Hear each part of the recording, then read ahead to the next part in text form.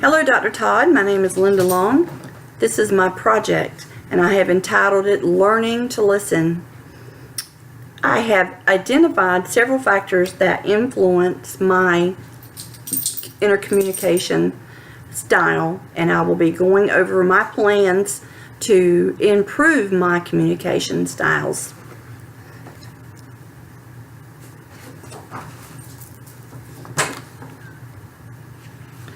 When we are learning to listen, we tend to model other people's behavior. We kind of learn what we see. Burley and Allen has listed several different things that influence the way we listen, and those are childhood experiences, psychological limitations, and socialized trends. I have identified these factors as being problems in my personal intercommunication style, and will be seeking a plan that will address these problems. My goal is to listen with curiosity. If we listen with curiosity, then we can find the hidden meaning behind the communication. If we listen with curiosity, we show the speaker that we are attentive and that we really are interested in what they have to say. Listening with curiosity helps us to learn about our speaker. It helps us to see things that possibly we did not see before. Listening with curiosity treats each communication as though it is a gift, something to unwrap, something to find a hidden meaning, and find a way to communicate back to the communicator in a way that is genuine, empathetic, and full of thought.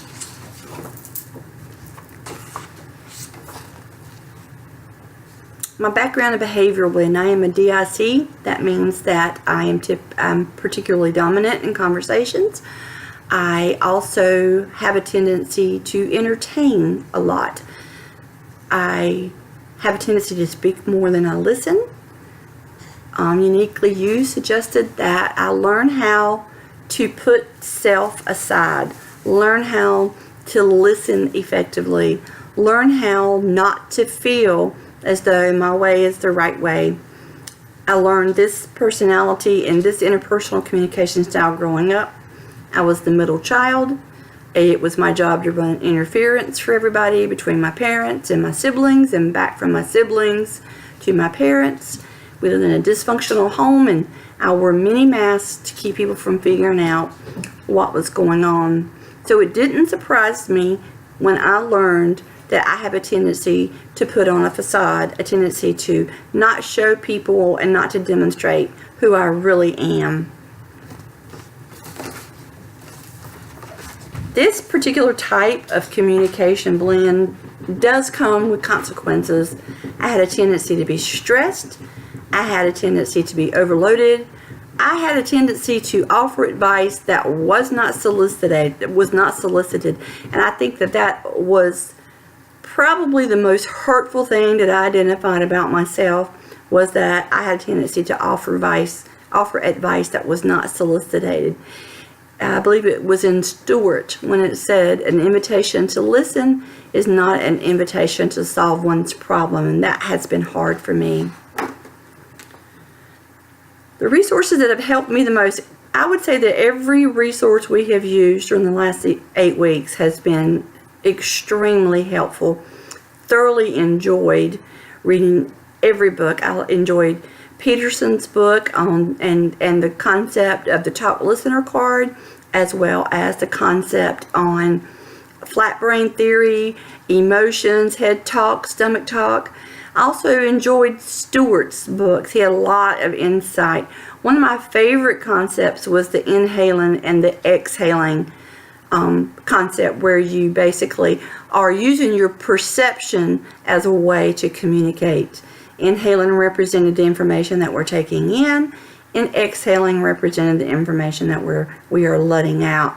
It is important that we get the perception part right, the inhaling part, because if we don't pay attention to what is coming in, then what we're sending back out is not going to be appropriate or helpful, and may demonstrate to the speaker that we are not paying attention or that we do not take their situation seriously.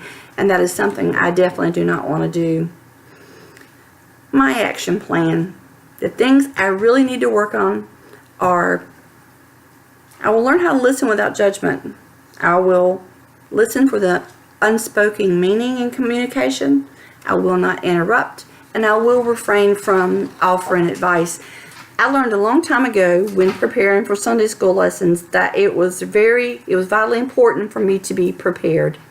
And the ways that I would prepare for a Sunday school lesson would be to read the scriptures, find out as much information as I could about the scripture, and then take that scripture and that Sunday school lesson and turn it into a contemporary significance for our parishioners. Using that same concept, I can take the information that I now have, the weaknesses that I have in communication, I can come up with a model and a plan to constructively and deliberately figure out how to improve those particular interpersonal communications styles that have the potential to interfere with my communication with others. Having big ears. I think that people have been quoted a lot as saying that's the reason why we have 2 ears and 1 mouth is listening is the key to communication. Listening is the communication. I like to quote by Frank Tiger. It says, "Be a good listener. Your ears will never get you in trouble." And I think that is so true. I have learned throughout the last 8 weeks that it's about the listening process, the perception, understanding, trying to understand the speaker, trying to understand where the speaker is coming from, and then, and only then, after you have completely understood the speaker and the situation, then communicating in a empathetic, respectful, thoughtful way back to the speaker. I hope you've enjoyed my presentation. I've certainly learned a lot the last 8 weeks, a lot about myself, a lot about my communication styles, and a lot about communication in general. God bless you, Dr. Todd, and have a great evening.